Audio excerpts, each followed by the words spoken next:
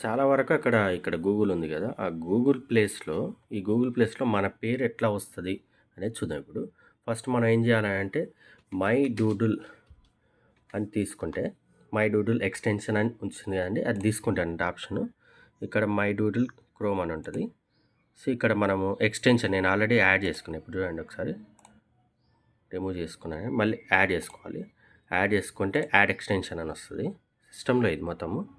So, add extension అయిన తర్వాత మనం ఏం చేసుకోవాలి అంటే మళ్ళీ గూగుల్ సెర్చ్ ఇంజిన్ గూగుల్ తీసుకొని ఇక్కడ ఎక్స్‌టెన్షన్ ఉంటది ఇక్కడ ఎక్స్‌టెన్షన్‌లో ఇక్కడ మై డూడుల్ అని వచ్చుంటది.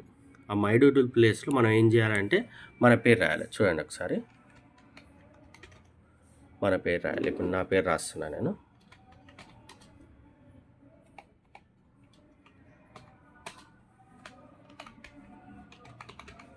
తర్వాత ఇక్కడ ఓకే చేస్తే డిఫాల్ట్గా సెట్ అవుతుంది. చూడండి ఒకసారి. షో ప్రివ్యూ అంటే కూడా చూపిస్తారు. ఓకే, రేపు నాడు మళ్ళీ క్లోజ్ చేస్తే కూడా వస్తుందా లేదా అనే డౌట్ ఉంటుంది కదా. ఇది చూడండి, మళ్ళీ గూగుల్ క్రోమ్ ఓపెన్ చేస్తే మళ్ళీ తీసుకుంటే